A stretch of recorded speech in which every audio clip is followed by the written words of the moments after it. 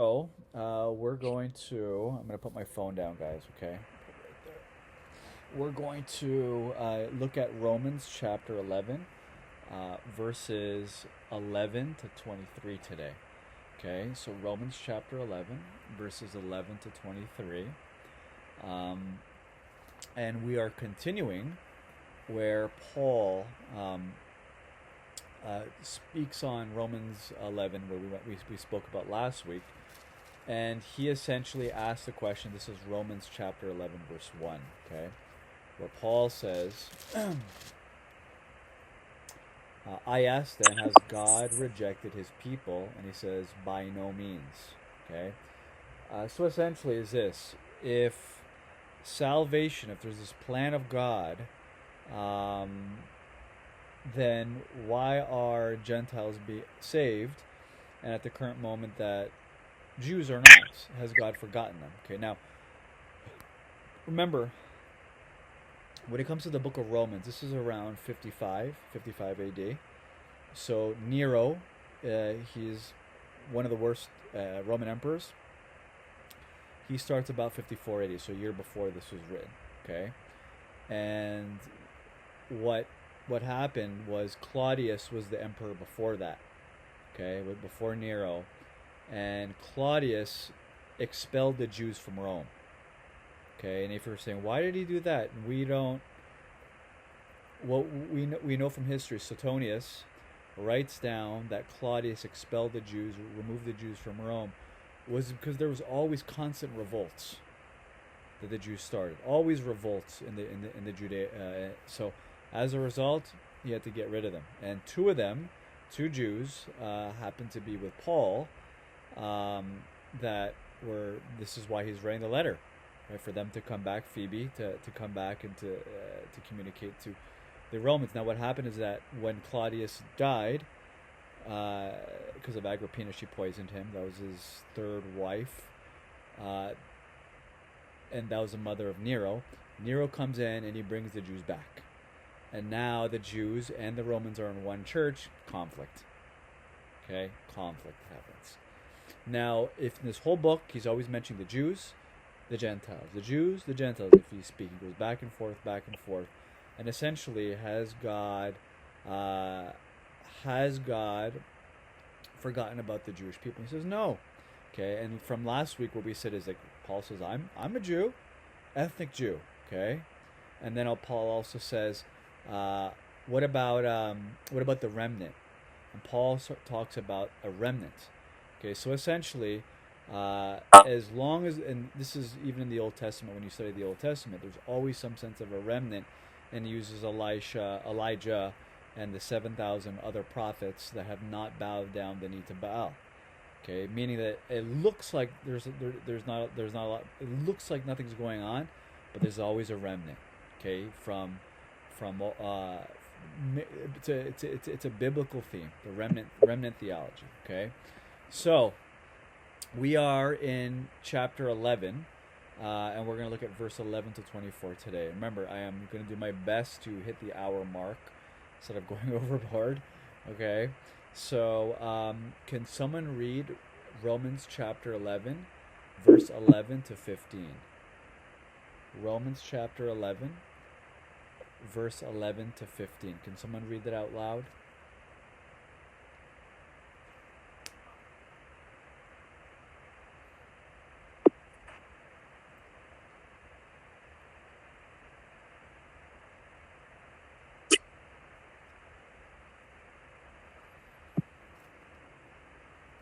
No one's going to read it? All right, I'll read it. Verse 11, he says this: So I ask that they stumble in order that they might fall. He says, by no means. Rather, through their trespass, salvation has come to the Gentiles, so as to make Israel jealous. Now, if their trespass means riches for the world, and if their failure means riches for the Gentiles, how much more will their full inclusion mean? Now I am speaking to you Gentiles, inasmuch as I am an apostle to the Gentiles. I magnify my ministry in order to somehow to make my fellow Jews jealous, and thus save some of them. For if their rejection means reconciliation of the world, what will their acceptance mean but life from the dead? Okay. Now, look here in verse 1 where he says, I asked, did they stumble in order that they might fall? And Paul says, by no means. This is referring to the Jews. Have they stumbled? Not a lot of them believe. In order that they might fall, like completely not believe. Okay, almost irrevocable failure. Okay, and Paul says, no, that's not true. Rather, okay, he says their trespass salvation has come to the Gentiles. Okay, so essentially here, Paul is saying the Jews, there's a remnant, but not all of them believe. Okay, but there are three results of the Jews' rejection. Okay, here in verse 1 and 2, verse 11 and 12, and he says there's the conversion of the Gentiles. Okay, number 1. There is the envy or the jealousy of the Jews. And then number 3, their subsequent future conversion for the nation of Israel that he talks about just in verse 11 and 12. Okay, now he says, rather their trespasses has come to the Gentiles. Now,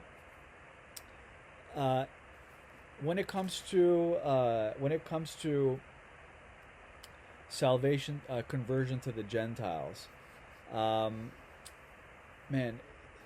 I don't know if someone could read out loud, but I was going to go to Acts 13 if someone could read that. But I wanted to show you there's in the Bible, especially the book of Acts, it is narrative for us. So it's like when you read the Old Testament, say Genesis, Exodus, Judges, Joshua, it's narrative, right? There was Joshua and he was walking, so it's very easy for us to understand. Acts is like that, the book of Acts. It is narrative based, so as a result, we can kind of follow. We can see a glimpse of what happened in the first century after Christ resurrected. Really, that's our only. All these letters, these are all. Everything else is letters, epistles. So essentially, when you read the book of Acts, you see this theme occur, and what the theme is that guess where, when you see the disciples, when you see the apostles, when you see them leave and make disciples, guess the first place they go to? The Jewish synagogue. Okay? After they go to the Jewish synagogue, there's always a fracture that happens in the community between the Jews and Paul. And then from there, as a result, when there's always this rift, when there's always this argument that happens, guess what they do? They go to the Gentiles. And because they go to the Gentiles, now the church is some Jews, but a lot of Gentiles.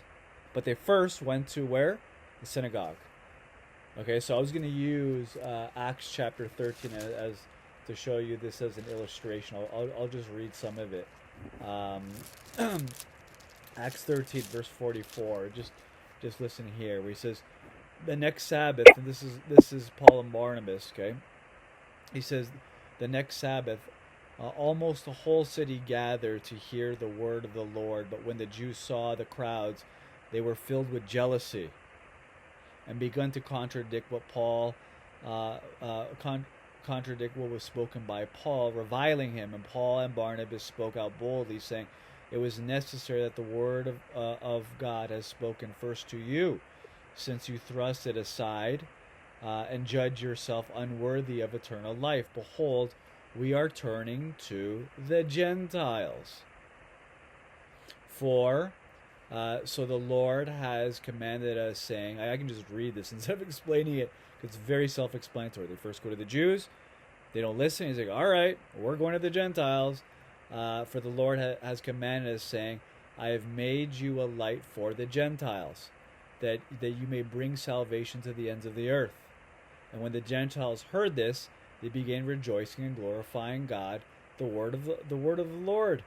And as many as were appointed to eternal life believed. When the word of the Lord was spread throughout the whole region, but the Jews incited the devout women of high standing of the leading men of the city, stirred up persecution against Paul and Barnabas and drove them out of the district. But then they shook off the dust of their feet against them and went to Iconium, and the disciples were filled with joy with the Holy Spirit. Okay, so this is their encounter at Antioch. So they go to the Jews. Guess what? Complete denial. Maybe some of them believe. Majority of them, no. It's not they don't reject the gospel. They cause ruckus. Okay, and guess what Paul says? We have to go to the Jews now, the Gentiles. Okay, even continuing. Look at the next verse, 14, verse 1. Now at Iconium, they entered into the Jewish synagogue and spoke in such a way. They see that? Straight to the synagogue. It's like almost repeat. Okay, so what I'm saying is there's this cycle that we're seeing in the book of Acts of they first go to the Jewish synagogue to what? Preach the gospel to the Jews, to the Jewish leaders. And remember, if you were a Jew, remember you were well educated when it came to the Torah. Okay, when it came to the Old Testament. So when Paul, what the disciples were doing, remember they were Jewish. Okay, the very foundation of the Christian church, they were all Jews, right? And their expectation was some sense of a revival. Okay, some sense of the Jews coming to faith. Okay, but in reality, that it was the opposite. The Jews denied him, and they got really hostile. Okay, remember, there's a reason why Claudius, and that was the emperor before Nero, got rid of them, right? And it's because of events like this. Wherever they went, revolt. Wherever they went, revolt, revolt. And Claudius was like, I can't take this. Okay, so it's Paul.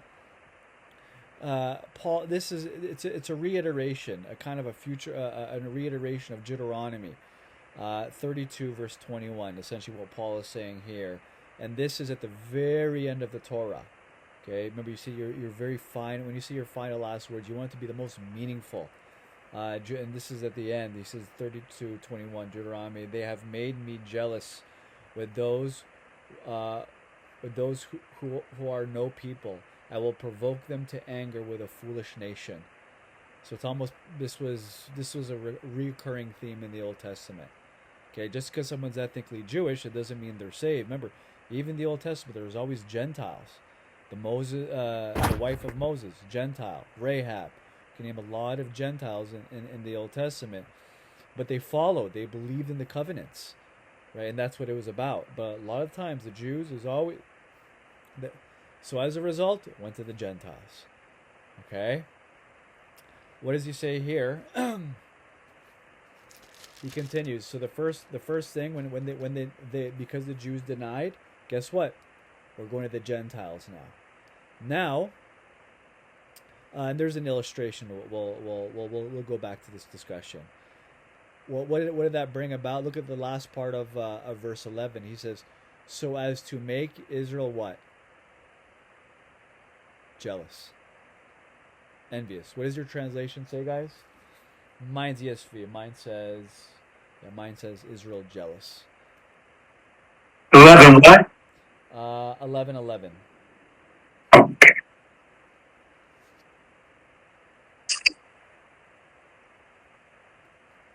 Jealous. What translation do you have, Kevin? ESV. Yeah, mine's ESV too. Okay. Now mine says envious. Remember remember that passage I just read in Acts chapter 13? It said that they were provoked to jealousy, right? And chapter 13 verse 45. Let me read to you Acts 5 verse 17. But the high priest rose up, and all were with him. They were what? Filled with jealousy. So Acts 5:17, the Jewish leaders, they were filled with jealousy. Acts 13:45, they were jealous, they were envious. Acts 17:5, the Jews were jealous. It's always in the context of they're preaching to them. As a result, they go to the Gentiles. Now, what does this mean? That this brought about envy, jealousy to the Jews, and it's as if this is a plan. It's as if this is a plan. Now, when it comes to the word jealousy, when it comes to the word envy, it's almost when we hear the word, we almost equate it to a negativity. It's wrong. It's evil, right? So people get bashful or ashamed when they're jealous or envious. When we think that we're jealous when we're only 12 or 13. Look, it's a lifelong issue that people struggle. We're value creatures, right? We value things. We love things. Now, envy in and of itself is not wrong. It depends on what the object and the incentive is. Okay, what is the object of envy? What is the object of jealousy? Okay, Covered. it depends, right? It depends what the object is. Okay, so there could be good envy and there could be bad envy, and determining what makes it right or wrong is the object, and that is, does the person have rightful ownership of the object of envy or jealousy? That's what determines if it's right or wrong. I'm going to read to you a theologian. His name is John Stott, recently passed. In reference to this, he says, not all envy is tainted with selfishness. Remember, the incentive. Okay? But is not always either a grudging discontent or a sinful covetousness. At base, envy is a desire to have for oneself something possessed by another. And whether envy is good or evil depends on the nature of something desired and on whether one has any right to its possession. If that something is in itself evil, or if it belongs to something else and we have no right to it, then envy is sinful. Okay, this thing is not mine, essentially. But if the something desired is in and of itself good, a blessing from God, which he means all his people to enjoy, then to covet it and to envy thus, to envy who have to have it not at all unworthy. This kind of desire is right in itself, and to arouse it can be a realistic motive in ministry. Okay, so essentially, it comes down to what John Stott is saying: is the object that someone desires, is it rightfully theirs? Is it good, or is it not rightfully theirs? And is it essentially evil? Okay, so if I am envying, say Danny, your house. I've never been to Napa. I see photos of Napa. I see, oh, it's beautiful, and I start to envy, and I start to covet, and I start to get jealous. That in and of itself, my desires are wrong, because that's not rightfully, your house is not rightfully mine. Okay, now if it's something, say there's a husband and he has a wife, and someone else becomes very flirtatious with his wife, and all of a sudden he gets these desires and looks at the guy with contempt, right? Well, what's going on? He's envying, but he's envying something that's rightfully his. You see that? So essentially, what the envy here of the Jews, okay, in the book of Acts, it says some of the jealousy, some of the envy was due to the success, the prestige that Paul had at the time. That's wrong envy. Why would you covet that from another person? But a good envy is all of a sudden if the Jews start to covet their plan of salvation. That's supposed to be us. Ah, that's good. It's rightfully theirs, right? It's supposed to. That's a good envy, and as a result, it could lead to a motivational factor for them to come to Christ, which was happening not on a mass level, on a remnant level, but some Jews, out of envy, out of jealousy, were coming to the faith. Okay, let me break this down to you in another way. Say for instance, there is a father, and he's Jewish. Let's just add ethnicity to it. And he has 3 boys that are all Jewish, and he's a good dad. He makes good money. He's present. He's not absentee. He provides. He has time for them. He's very playful. This father, okay, sorry. This father is very playful, and uh, brings his kids to Disneyland. Um, throws parties for them. Is so is very nice to their friends.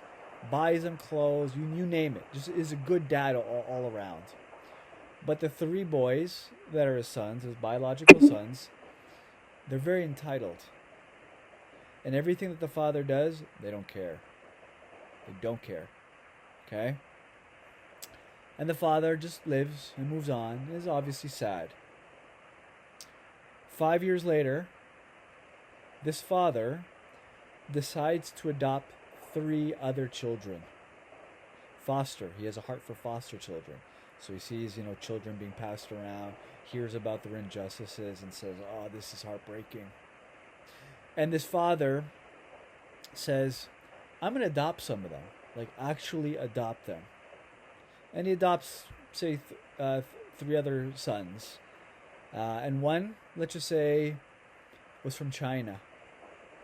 The second one, say, is Canadian, and the third, what?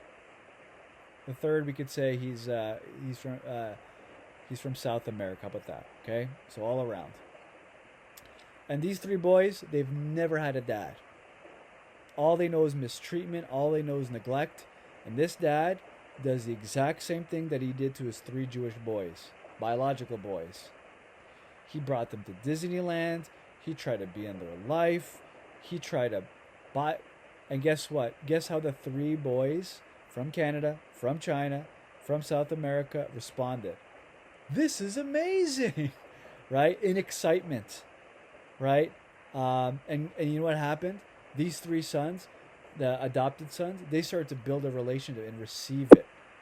And all of a sudden, everything the dad was doing, they felt that connection.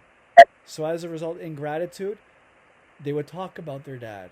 They'd have tattoos of their dad that says "Dad" or a T-shirt that says "Dad," right?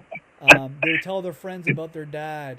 They would sing songs and make albums about their dad, right? And they're a little wild in comparison to the three Jewish people, but they're all about their dad and they love their dad. And guess what? The dad is yes, these three are my boys, right? Now, the other three Jewish boys are his biological sons. Guess what happens? They're gonna. I hate you, Ted. Oh, all of a sudden, Yeah.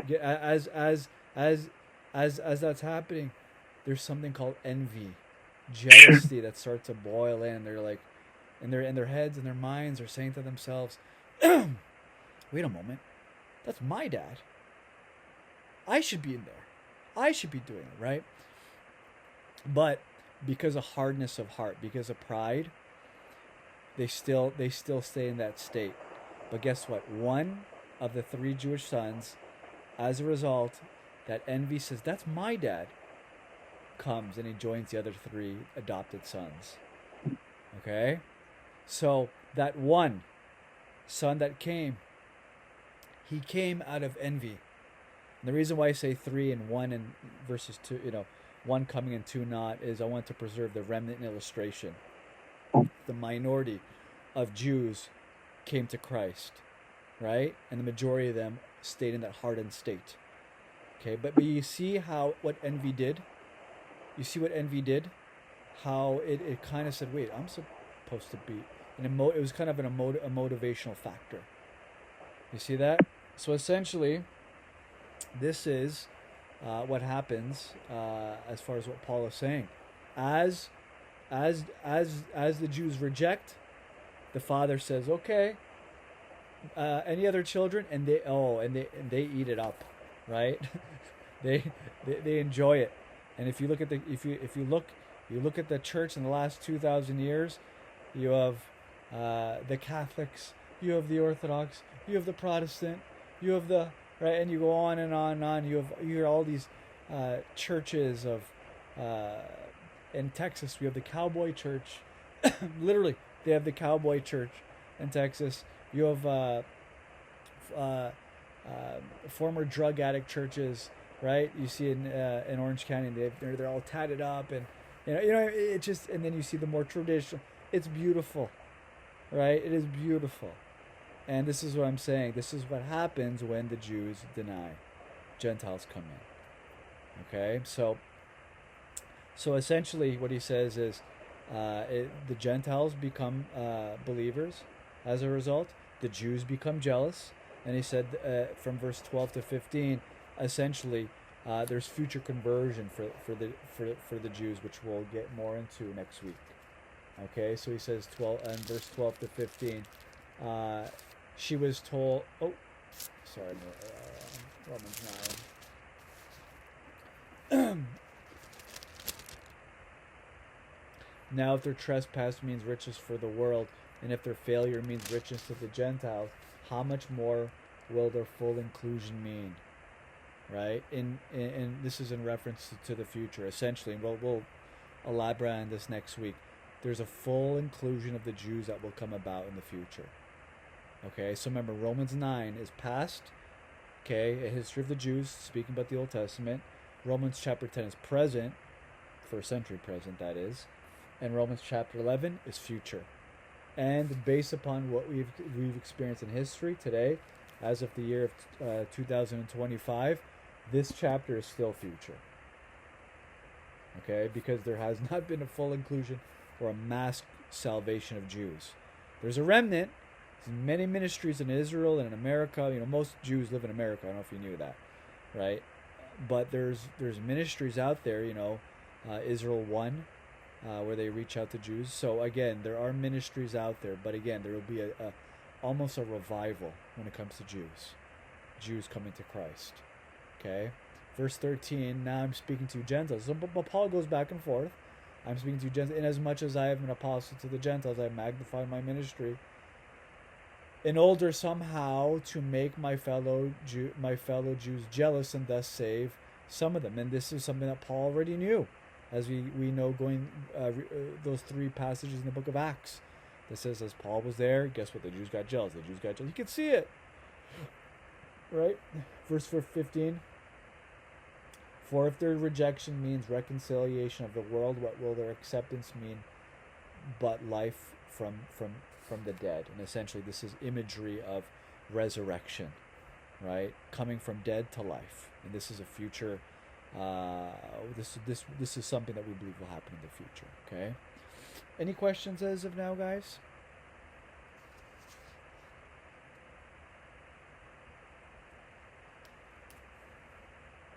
No?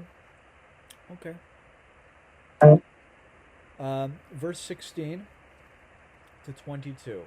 Can someone read that out loud? Verse 16 to 22. Which one is it? Verse 16 to 22.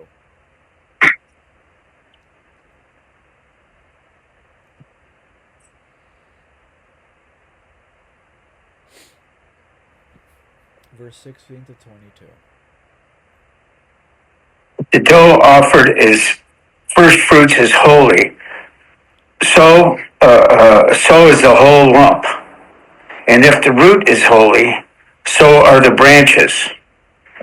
But if some of the branches were broken off, and you, although of the wild olive shoot, were grafted in among the others, and now share in the nourishing root of the olive tree. Do not be arrogant toward the branches.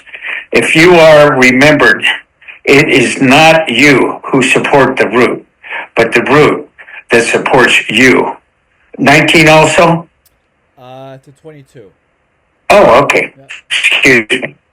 Then you will say, branches were broken off so that I might be grafted in. That is true. They were broken off because of their unbelief, but you stand fast through faith. So do not become proud, but fear. For, excuse me, for if God did not spare the natural branches, neither will he spare you. Not then the kindness in the severity of God. Severity toward those who have fallen, but God's kindness to you provided you continue in his kindness. Otherwise, you too will be cut off. That's some pretty heavy stuff. I've heard that. Yeah. What's that mean? Look at verse 16. Okay. If the dough offered as first fruits is holy, so is the whole lump. And if the root is holy, so are the branches. Okay, it's a lot of figurative meaning here. Now, if the dough offered as first fruits is holy, okay, so in the Old Testament, remember, there was something called first fruits. For us, it's like, some Jewish phrase, or that's what we think of, right? First fruits essentially meant, what was your best? What was your best at the time as far as offering? Okay, so if you were a rancher, what was your best kettle? What's your best? If you're a farmer, what's your best crop? What's your best? If you are a baker, what's your best dough? Essentially, notice how he says this. If the dough offered as first fruits is holy. He's talking about a baker here. Okay? We cannot deny from our hearts, and you know this. I know if you're to be fully honest with yourself, you know this. If you care about something, you give. Can't get around that. If you care about something, you give. You give the best. Okay? If you say you can say you care about something, but all of a sudden you give mediocre, I have every right to question your heart. Right? Are we all in agreement? It's very basic. Right? I think there's been times where we say we care, but it's like you've given not a lot. You know what I mean? And it goes down to value. You just got to be honest with yourself about it. This is a concept in human history that has been proven over and over and over and over again. People say, I'm going to love the Lord. I'm going to give my best kettle. And it's like, this one has a disease. This one has 3 legs. And you have one that's 4. Why don't you give it goes back to the person's heart. What they value. Okay? So, essentially, what he's saying here is, if the dough offered as first fruits is holy, okay, the foundations, so the whole lump, okay, this is the foundation, and if the root is holy, so are the branches. So it's similar in the sense of from the dough to the whole lump to the root to the branches, the foundation. The foundation, and we're going to get into an illustration that Paul's going to go on here. The foundation, as far as our faith, is Abraham, Isaac, and Jacob. It's a foundation. That's where it starts. Okay, so remember, so essentially, the dough and the root. Let's go into the root illustration. Okay, if the root is holy, so are the branches. The root was Abraham, Isaac, Jacob in our Old Testament and Jewish history. This is us as if we as Gentiles read the Old Testament, you have no choice but to continue on as far as the Jewish tradition. You have no choice. It's just, you can't separate the New Testament and the Old Testament. They belong. There's a continuation. Okay, but our Old Testament this is what he's referring to as the root, or as the dough.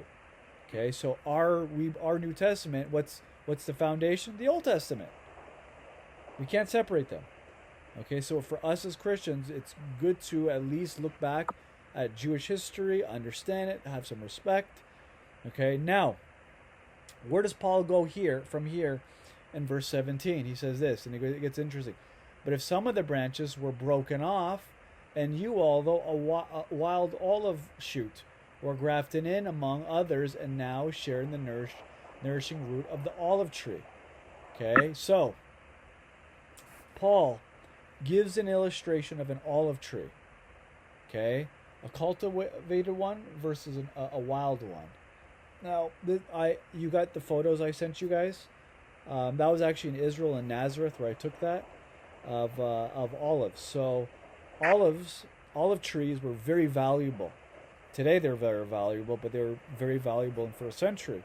right? You could build a business out of it. So the economy, you can for economic reasons. If you obviously for food, for cooking, right? We all love olive oil, I'm sure, right? Now, when it came to olive trees either were cultivated, meaning that if they were cultivated, they had more oil in them, but they were taken care of. Typically, cultivated olive trees. I don't want to look, I'm a specialist with olive trees, but I do know this. There are wild olive trees, and wild olive trees don't produce the same amount of oil. Okay, now it's almost like I guess a wild animal versus domesticated one. There's an owner, and he takes care of an animal, and the animal significantly gets cultured and is adapts, right? Versus the wild one, right? It can't follow instruction. So as a result, the domesticated animal is in better care, right? So if you look at the cultivated olive tree versus the wild olive tree, the wild olive tree, it's not taken care of. Okay, the cultivated one, some of these trees, they last for 300 to 400 years. Some of these olive trees. There's olive trees in Israel right now that have been in existence for 1,000 years, a full millennium, 1,000 years. They're still going, right? And I'm saying, like, if taken care of, pruning, etc. Now, what does Paul say here? He's using this cultivated olive tree with a wild olive tree. This is one sec, guys. Here, I want you to see this. It's some illustration here. Oh, can't. Here. Oh man, you can't see it. I'm sorry, guys. So you see that? Yeah. Okay, guys. Oh. So here is an olive tree, okay? It's supposed to be an olive tree. It's a small Christmas tree. But picture the Christmas everything. This represents olives, okay? This is a cultivated tree, okay? Now, see this branch right here? See this? I'm holding it right there. This is a branch from a wild one. Essentially, this is representative of Gentiles from a wild olive tree. The branch is broken off, and guess what? And this is what real olive tree farmers do. You can graft it. You break one off here, and it can be grafted in. Okay, so that wild olive branch is now grafted into the actual olive tree. Okay. Oh, sorry guys. I don't think you could see it, but essentially it looks like this. So it's grafted in. You see it right there. Okay, and it obviously doesn't look natural, but it can grow. Okay, this is the illustration that Paul has given here as far as the Jews and the Gentiles. Now we as Gentiles are that wild olive branch. Okay, and we've been grafted in. I actually didn't know this, but you could actually cut off, right, and then put back in, tape it, or tie it up, and then it'll produce, right? So the Jews, because the Jews did not believe, there was one that was pruned, that was cut off, and as a result, the wild olive branch, that's us, the Gentiles, have been grafted in. Okay, now that's us. Okay, this is us. This branch is us. We're grafted in. Okay, and we grow. Now we're so it's like there's, at the end of the day, what's our foundation? The foundation is, we're not the foundation. The Jewish history is the foundation, right? This is where he says, and his application is what? Do not be arrogant towards the branches. If you are, remember, it is not you who support the root, but the root that supports what? You. So this wild olive branch, in and of itself, cannot do anything. It broke earlier. This is why I taped it, if you're wondering. Okay, but this has no root. This has no ultimate vine. It needs something else for it to sustain itself. Okay, but this is us as Gentiles in the Christian community. Okay, what Paul is saying. So, remember, it is not you who support the root, but the root that supports you. The root, it's Jewish history. It's Abraham, Isaac, Jacob, the Torah, the Old Testament, the prophets, Psalms, David, right? The temple, all these things. Okay, our history is based upon that. The root that supports you. Then you who say, branches were broken off so that I might be grafted in. So it's almost like Paul already knows where people's minds are going to go. And honestly, I see it a lot of it today, and I'll elaborate what I mean by that. You were broken off. You were broken off because of. They were broken off because of their unbelief, but you stand fast through faith. Do not become proud, but fear. Okay, so remember, this cannot sustain itself. It is dependent upon the root. Okay, which ultimately is the Old Testament, Jewish history. So if there's anything inside of us as a believer that boasts, that says "ha" to the Jews, Paul is very aware of this and says, just be very careful. Now I'm going to stop right there. Yeah, Danny. Well, who did the grafting? Who grafted? God does the grafting. Oh, okay. Yeah, God does the grafting. Oh, okay. Yeah, it is an illustration, but essentially, God does the grafting. He does the pruning, the cutting, etc. Okay. Yeah. Now, look at history. Right after this time, there was already anti-Semitism with this attitude, this very attitude, and we have Ignatius of Antioch. He's a disciple of John the Apostle. Like this attitude really came about, meaning that we're better than the Jews. They don't believe they crucified the Messiah. Deicide came in.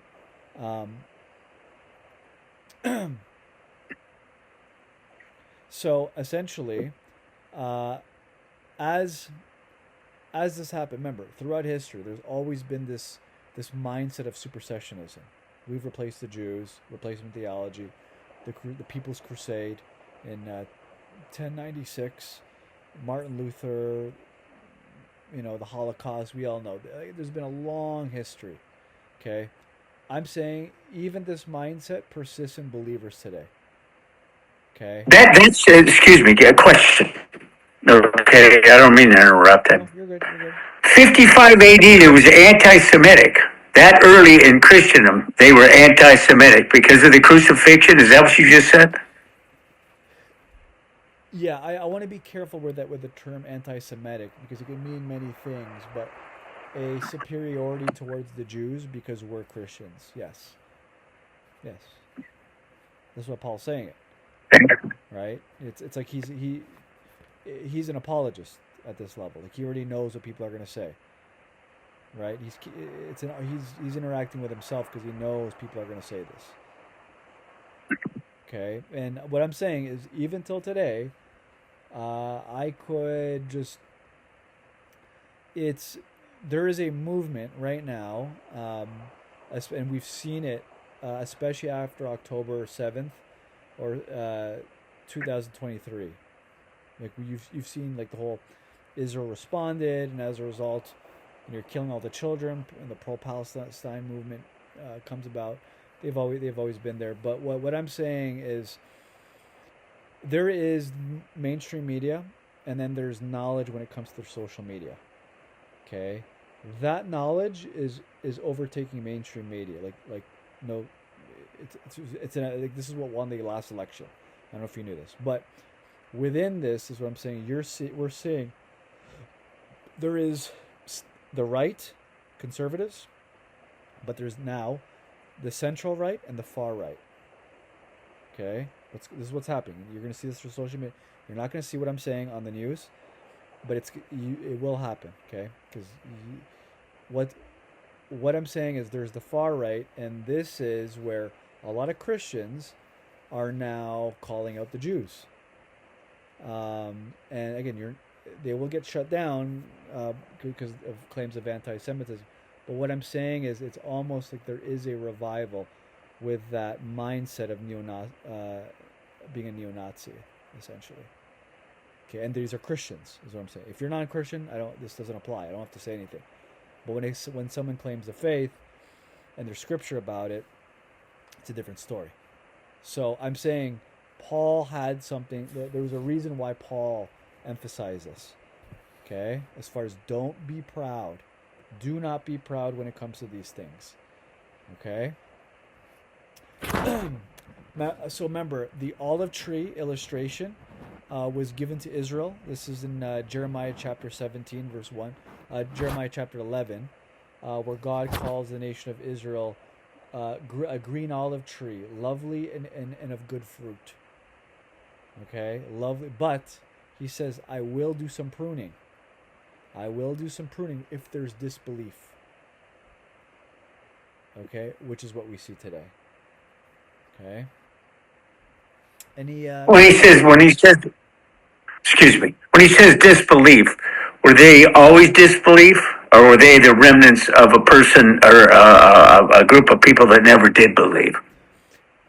Israel has always been a nation of disbelief. Yeah, it's history. Okay, this is in Deuteronomy, like 32. I was quoting. And the whole point of it saying, "I'm going to give you over to another nation," because it always happened. Okay, we went through the book of Daniel. It's 7 years. Why did it happen? How are we? Well, because Israel kept disbelieving. The book of Isaiah, prophesied 150 years before Daniel even existed, says these things. If they don't, so remember that famous passage, Jeremiah 29:11, right? What's Jeremiah 29:11? I know the plans for you, says the Lord, plans to prosper you, right? And obviously we apply it to ourselves, but I'm just saying, you read the next two verses, it's talking about 70 years of captivity. It's talking about Israel. God knows the plans for Israel, but they will be in captivity for 70 years. Why? I thought they're good people. No. It's because there's constant disbelief. Okay? I think, Kevin, your mic's working now. No? Hello? Oh, your mic is working. Yeah. Yeah, we can hear you. Yeah, Kevin, your mic. So there's just so much animosity towards Jews, and it just kind of proliferates in the mainstream media too. Like, especially among celebrities, like it's just like they keep on covering like Kanye West, and it's like every sort of thing that he could do in relation to his belief or anti-Israel sentiment. It's like it's covered, so it's like it just sells because it's news. But it's like, why is there so much? Why do it's like? Why is that such like a popular thing to do? It's crazy. Well, I was actually going to bring that up as the illustration, as far as what I'm saying. I'm like, yeah. So you think of it. Do you guys know what Kevin's talking about Kanye West? No. No. Okay, so yeah, I heard about it. Yeah. So really quickly, if you watch the Super Bowl, so in Canada I can't see it. I mean, I can see the Super Bowl, but I don't enjoy the commercials. Okay, so so the Super Bowl is the most watched event throughout the year in America, and if you're all about advertising, you want to get your name out there, you want to put some money. It's a lot of money, right, for these Super Bowl commercials. And again, we don't see them here in Canada because they have their own network or whatever. So you'll see the game, but it's a different commercial. So it's not as exciting. But what Kanye West did, he spent a lot of money on a commercial, and all it was him just on his cell phone, literally, right, just talking to his cell phone. The whole point of it says was go to Yeezy.com. That's his website. Okay, I think he was talking about his teeth. Yeah, he's like, yeah, look at my teeth. Yeah, I clean my teeth. But the whole that was it was a bait and switch. Okay, so essentially, you're watching him. You're always talking about his teeth, but it says go to Yeezy.com. That's his website. So, after the commercial, people went on to his website, Yeezy.com, and he was just selling one product, and it was a T-shirt, and it was a T-shirt with a swastika on it. That was it. Okay. Wow. So it was especially for the Jewish community. It was hard because essentially some guy on, a Super Bowl commercial told everyone to go on, and when they did, he's selling a T-shirt of a swastika for $20. Wow. And it got taken down right away. But people saw it. Like, people saw it. Now, let's be very practical. A lot of people will be like, I've heard a lot of commentating on it as far as, and the typical commentating is, he's lost his mind, he hasn't taken his meds, all these things, or like, just cancel him. Okay, look, Business 101, markets. You don't, if I'm selling chapstick, is there a market for that? Who's going to buy it? If there's no market, why do I have to advertise this? Okay, now you can say Kanye is losing his mind, all these things, right? But the point of it is there's a market. And back to what I'm saying about social media, people are catching up onto it. Does that make sense? So again, like and there's a lot of Christians now who have that same mindset. Right, so you want to talk about Kanye West? He had an album that says Jesus is King, right? 5 years ago, and then now he's selling T-shirts of swastikas, during Super Bowl commercials. It's right, but the whole point of it is market. My point behind that is people are catching up onto it. People are agreeing with him. Okay, but what I'm trying to say is forget. Adhere to the Jews or not. My point to you guys is your attitude towards the Jewish people, the ethnic Jewish people. And what Paul says is be humble. Be humble. Be very humble about it. You don't want to be arrogant. Okay? And what I'm seeing, it's a lot of arrogance. All right? I'm not saying listen to everything they say politically, or I'm just saying your attitude towards ethnic Israel. And mind you, 100 years ago we couldn't have this conversation. Because there was no Israel. You froze. There you go. Sorry. You froze for a few seconds. 100 years ago, there was no Israel. Now there is, as of 1948.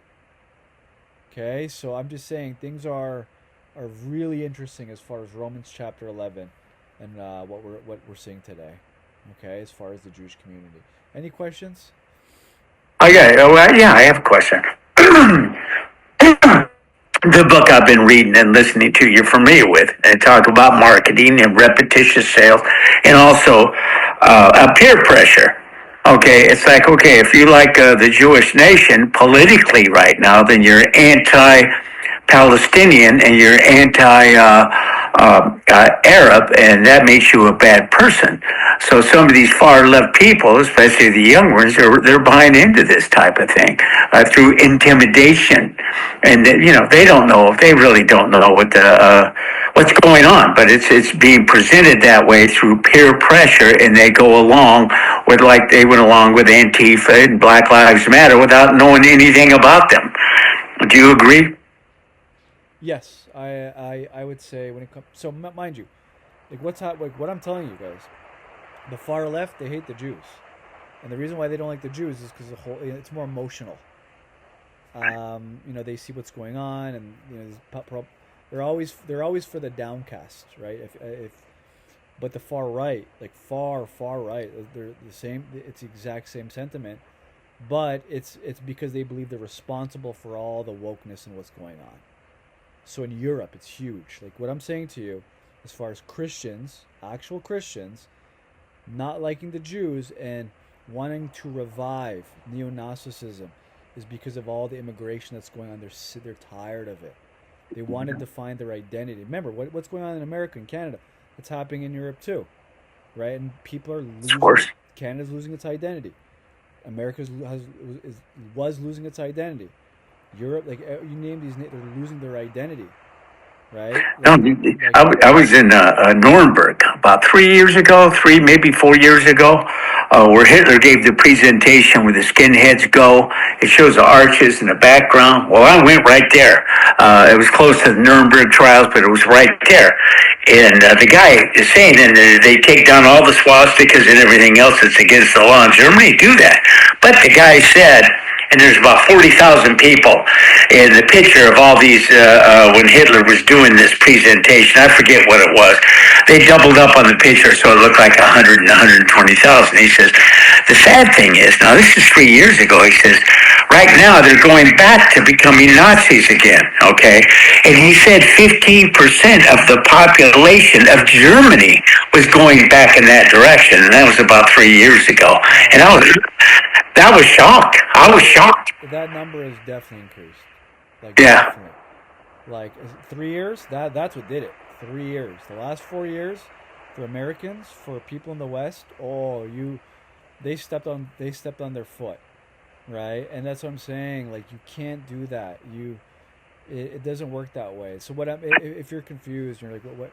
So essentially in Europe, like there's migration of Northern Africans and Arab Muslims and people in Italy, Kevin. I don't know if you're aware of this. In Germany, in Spain, in the UK, and Ireland, it's like they're so fed up with it. So because of this frustration, people go to their own. They want national identity. Europe, right? And who is that last like guy that put people together and was against Hitler?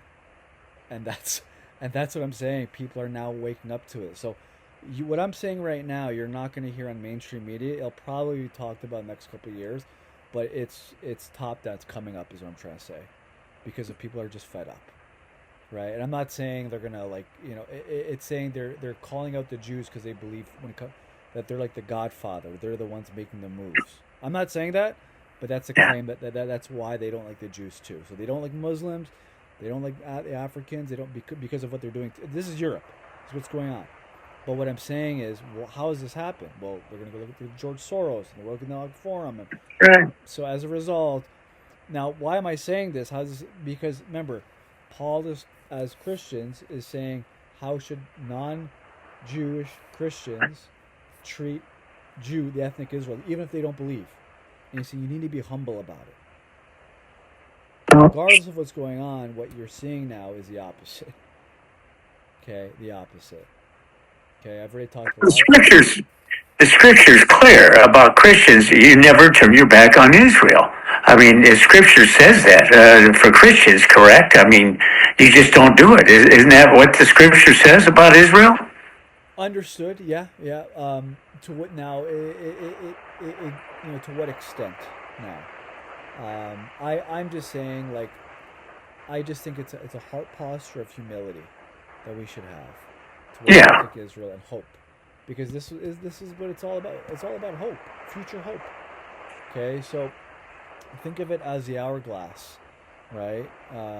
Meaning that the first part it's a lot of sand. That's the way Israel was before. But there's that middle part where not a lot happens, right? It's all clogged up. Well, that's where we're at right now with the Jews as far as belief. What Paul is saying is there's going to be they're going to come out.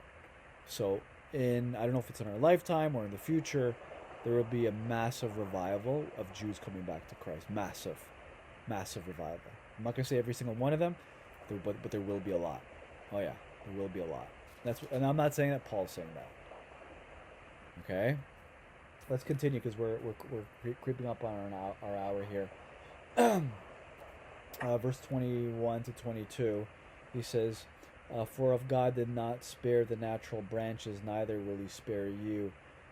Note then the kindness and severity of God, severity towards those who have fallen, but God's kindness to you provide you continue in His kindness. Otherwise, you too will be cut off. So what Paul is saying here is, um, they were cut off because of disbelief, but you can be cut off too due to disbelief, too. It's basic. If you don't believe, you're cut off. Okay, so remember, this tree, this olive tree that I presented to you, this is the family of God throughout history, all the way till today. That's what the tree represents. But God is the gardener, and He prunes. Right? The severity of God, it says, right? He severs things. He's good at it.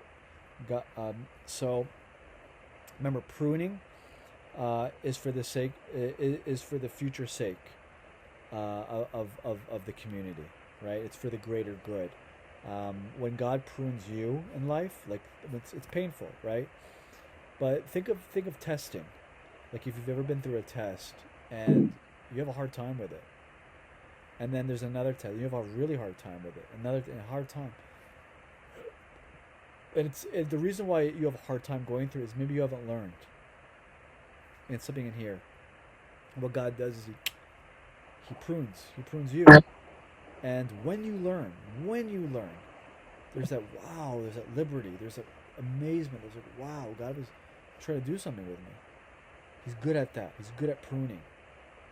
Okay, but ultimately, if there's a continual denial, you're cut off. Danny? Yeah, it's this. I've heard this argued about losing your salvation. Does this have anything to do with losing salvation? The way you started, it's like, the dough was the beginning of the believers to begin with. Does this have anything to do with losing salvation? I wouldn't say like it is a little. It is a different discussion. It is, but it isn't. A lot of it is nuance, right? So if you're Calvinist, the fourth point, the fifth point, limited perseverance of the saints. Essentially, a Calvinist would say about this passage is those who are cut off were just never believers, and those who remained were always believers. That's all. But if an Arminian would say, well, they just chose at that moment not to believe. That's what I'm saying. A lot of this is nuance. Yeah. So at the end of the day, people will say they believe, and then they don't believe. We say it all the time. And you can speculate and philosophize or psychologize. They were never a believer to begin with, or they were. I don't know. All I was to say is that if you're Calvinist, you would say that those that were cut off were never believers to begin with, and if you're Arminian, you'll say, oh, they just chose at the moment, and that's why God cut them off. I got another question, and I know it's kind of heavy, but this is cut and dry. It's not fair, but I'll ask it anyway because that's the way I am. Armenianism. Are some of the people that believe in that? Do they believe, or they don't believe in the sovereignty of God? They do. I think everyone believes in the sovereignty of God. It's just in different forms, to different degrees. So an Armenian gives more liberty to life, to what you do. A Calvinist, as far as even mainly salvation. A Calvinist, not really. God's the one that is the Godfather as far as you believe, you're not believe, you believe, you will not believe in salvation. So we all believe in the sovereignty of God. It's just a Calvinist is more leaning towards God's sovereignty and individual election. That's all. Individual election. An Armenian, they give complete liberty to. Yeah. Okay. Yeah. All right. Okay. So yeah. Okay. God is sovereign, right? But did God depart the Red Sea? Both would say, yeah, God is sovereign. He did it, right? Did God create the world? Yeah, God is sovereign. He created the world. It's just who becomes a believer and who doesn't. That's where the sovereignty of God is applied and not applied with one versus the other. Okay? So an Armenian would not apply the sovereignty of God when it comes to personal salvation. A Calvinist would. But there's got to be other issues too. I mean, when you're talking about salvation, I mean, if Armenians, they believe that you can lose your salvation. Okay, you can if you chose to. You can walk away from it. Is I believe is what they teach. You know, if you can go ahead and walk away, and you weren't basically called by God to begin with. Okay, because it was your choice. God threw the lifesaver out there, and you swam out to get it. Then wouldn't that kind of fudge on the sovereignty of God a little bit? Because it's your actions that make all your choices. Yes, but yeah, it does. It does. But that's what I'm saying. Like they just don't apply the sovereignty of God when it comes to personal salvation. Okay. That's all. So you can say, well, then you're not saying that God is sovereign. Well, I am saying, an Armenian would say, well, I am saying God is sovereign. It's just not as sovereign as your God is, or your interpretation of the way God is. That's all. So we Okay. both believe in the sovereignty of God. It's just when it applied to salvation in a different extent. That's all. I see. Yeah. I see. And that's Salvation only. Huh? it's a very it's a conversation we'll never know. When I was in my early 20s, I tried to literally nail it to the wall and read all the books and all of that. And I had Martin Luther, Aldrich Zwingli, John Calvin, William Tyndale, all framed in my room when I was 21. I'm not even joking. Well, right? So I was really Still, I believe you. I do believe you. yeah. Yes, I do. So I'm just saying that even within Calvin, some people say 5 points, even some people say 7 points. At the end of the day, I don't think we'll scratch the surface of that discussion. Yeah. Yeah, and Yeah. one thing I love, and like some of my reform, like Dutch reform friends might have an issue with, is I don't know why, but I'm okay. I'm finally in my life. I'm okay saying I don't know. Yeah. I don't know, and the reason why I say that, it's kind of an Eastern Orthodox kind of approach to the way they view God. A lot of it is I don't know. It's God. Look at my background, the universe, the galaxy, grand. Right? There's a lot of things I don't know about the star. We don't even know. Imagine God, right? There's so much knowledge about God that's not even in the Bible. We don't know. We have very, very, very, very limited understanding. So, what I'm saying is, I could philosophize what the scripture says about how sovereign God is, but at the end of the day, I just don't think we'll know. I really don't. There is a limitation to it. I'll say. Because again, you're only given a certain amount of information, and you can study that information as much as possible. And if you're philosophically minded, you're a very rational person, you'll know, hey, there's certain things that I don't know because there's not enough information. And as a result, I have to conclude I don't know everything about it. I can speculate, I can use logic and reason, right? But I don't know. Right? One thing I'll know for sure, it's impossible for this cup to go up and down at the same time in heaven. I know that for sure. And the reason why, because it's logically impossible. See that? So what I'm saying is I can use logic to deduce things in the world or whatnot, using the laws of logic or theology, but again, within that there's still not enough information. Right? So, Sure. Again, like you can come to your conclusion. That's what I tell people. Come to your theological soteriology is a study of, salvation. But, you want to be humble. You want to have a heart of humility when discussing. Because a lot, especially the Dutch Reformed, the word, right? And I know. What are the Dutch Reform, basically? What are the Dutch Reform, you said? Yeah, What's it's the origin of Calvinism in 1618 and 1619. Oh, okay. Is the Council of Dordrecht.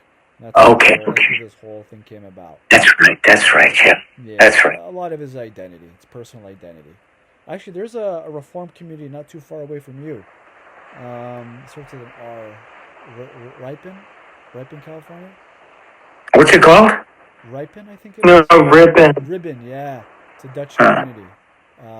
It's like an hour or 30 minutes east of San Francisco. Yeah, it's a lot of Dutch. You just Google churches and it says all Reformed. Yeah. So, yeah, but again, we can go into that. Like, I believe a lot of it is practical. If you were to ask me, a lot of people have issues with me saying that, but no. If you were to take a lot of these denominations and breaking off from churches and all of that, a lot of that was practical. Yeah. Sure, there's reasons why people came to these conclusions, but I'm saying it's more practical. Is like I think Denmark just wanted to break off from the Catholic Church because the Catholic Church was Spain was the superpower of the world, and they were Catholic, and they needed to break off from because there was a 7 year war, but and as a result they wanted to break off from them, right? And England did the exact same thing with King Henry VIII and the Anglican Church, right? Uh, so what I'm saying, a lot of it is we need to form our identity back to what we're saying, what's going on in Europe, right? They have no identity. The only identity we know is inclusivism and equilibrium and all is love and embrace all cultures and we're all the same. That's all we've heard of in the last 10 years. And we've lost our identity as far as the West. And people, but it's practical, right? It's practical. So it's what's going on today, and revolts happen, revolutions happen, revivals happen because of these things, right? There has to be a moment of frustration. The people are getting frustrated. Wasn't it? Excuse me. Wasn't it in Germany and some of these European cultures that let everybody in? They let everybody in, say, "Come on in, come on in, come on in," and then this stuff happened. And then the German people, they revolted. Weren't they allowed in originally? Okay, they were taking everybody in Germany and parts of Europe. What year are you talking about? What year? I'm talking about recently, in the last Yeah, 10 yeah. years, 5 years. They let them in, and then the civilians are saying, "Wait a minute here." That's what happened. No, yeah, go ahead. Yes, at first, Right, because it right, sounds Christian, it sounds nice. You say right. you say something against it, you're anti-guilt, you're anti-Christian. That's right. So I'll say in Germany, they lost their culture. They had a hard time developing it after World War II. They had a hard time, right? They were confused. But now, oh man, like that. I'm curious to know what that 15% looks like now. I wouldn't be Yeah. surprised if it's like 40. I'm not even joking. 40 but silent, right? And now probably 40 but bold, right? Because they're just, again, the Muslims, and they're tired, right? And Muslims, again, wherever they go, they keep their identity, right? They keep their tradition. And then, the logical question is, do you want that? I was talking to my brother about that yesterday. About, we're watching some Black Hawk Down documentary, and there's a lot of Somalians here in Toronto, in Minnesota. There's a lot, but for a fact, they adhere to Islamic belief, right? But at the end of the day, do you want that here? Do you want that in a large amount of number? And no, they're not going to become Christian. You can try, but again, like what are we seeing before us? What's practical? So again, these questions and this is what's going on in the world or in the West. Sharia law. I mean, some places, cities are being run by Sharia law. They want that here in Canada. They want. Oh, is that right? Well, I know in Detroit, the area over there, the Sharia law runs everything. Yeah. Jenny, have you encountered that? You're not too far away from that. Deerfield. I'm about like an hour and 15 minutes from it. Have you driven by? Oh gosh, I haven't been back here in how many years, and since I've had the little one, I don't get time to go down there other than when I was picking Shannon up from the airport. Yeah. So I do know that there's that Middle Eastern community is pretty big down there, but I don't really know much more. So. Got it. Okay. Well, yeah. It's a community. It's the only community in all of America where they're their leadership, as far as the city goes, are all Muslim. All Muslim. Wow. And none of them voted for Trump or Kamala Harris. Yeah, they voted for some other, I forgot who it was. It's because Kamala Harris was in support of Israel. She had two videos, one in support of Israel, one in support of Palestine. And people found out, they're like, wait, what? And then as a result, they didn't vote for her. Yeah. Mm-hmm. Yeah. Okay, I wondered what happened down in that area. Well, yeah. So. That's interesting. Yeah, no, animal carcasses. Remember, I was talking about this in that series of Islam. I was mentioning there. where like they found animal carcasses and like garbages and whatnot because they animal sacrifices. Yeah. So again, you asked a practical question: do you want that here? And there, if you're a Christian, there's something inside of you that says, yeah, we got to evangelize.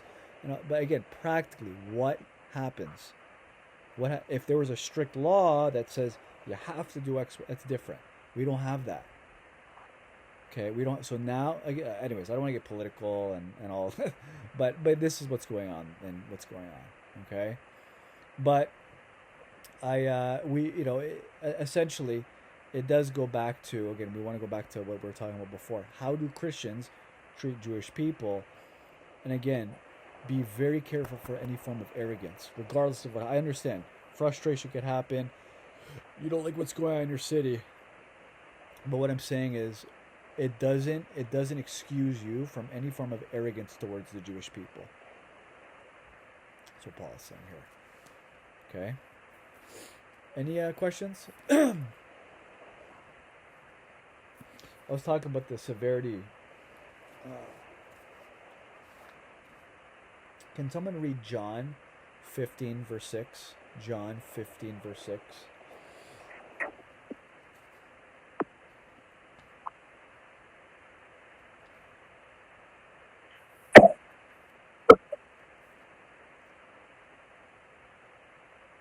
If anyone does not abide in me, he is thrown away like a branch and withers, and the branches are gathered, thrown into the fire, and burned.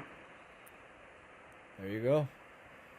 And this is the John 15 vine dresser, vine, that Jesus speaks about before he is crucified, from John 14 to 17. Okay? So, let me read to you, let me finish off here because we're over an hour here. Verse 23 to 24. And even they, if they do not continue in their unbelief, will be grafted in. For God has the power to graft them in again. For if they were cut from what is by nature a wild olive tree and grafted, contrary to nature, into a cultivated olive tree, how much more will these, the natural branches, be grafted back into their own olive tree? Okay, so Paul goes back to the illustration of the olive tree. So essentially, I'm sorry if you can't see it, guys, but back to the olive tree. Oop. Sorry.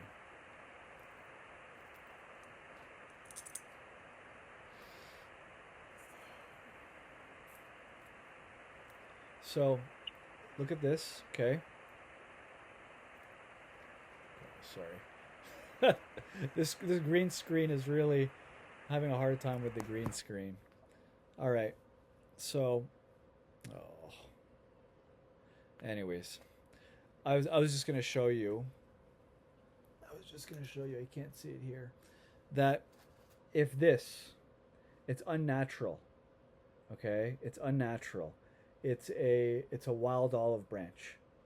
It was grafted in to the cultivated olive branch.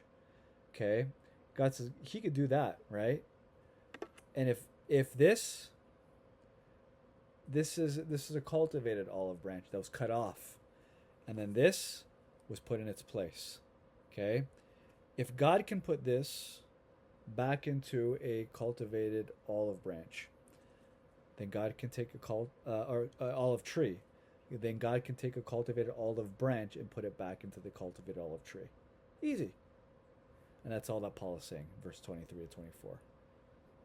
Okay? And essentially, that God will, in the future, do that. He will. Okay? And this is what the next chapter, or the next section next week. Again. What's that? You froze. Am I still there? What's that? Your picture froze. You're freezing every now and then. Oh, I'm sorry, I guys. can't hear you. Am I here now? Yeah. All right. So essentially, uh, in the future, Jews will. There will be a sense of them coming to the faith, future tense. So as a result, again, what's the attitude of Christians? What's the attitude of believers? As of now, if they're not believers, this concept of deicide and mockery, that's arrogance, that's pride, right? And what Paul is saying is be humble, be hopeful, okay? So essentially, this whole tree, I would like to show you, but for some reason it just doesn't show. This tree, it represents the family of God, from Abraham all the way till today. Okay, God he prunes things, he cuts things off, he puts things back in. At the end of the day, it's a family of those who believe in him. Okay, and we as Gentiles, we're grafted in. As a result, we have a foundation. You know what happens? We become a part of their history. Okay, because we're grafted into the tree. So again, we're not the root. We have to be part of the root in order for us to sustain ourselves. And that's Jewish history. Okay? But it's humbling knowing that we are grafted in. And that's what Paul is saying. Have that attitude. And be hopeful for a future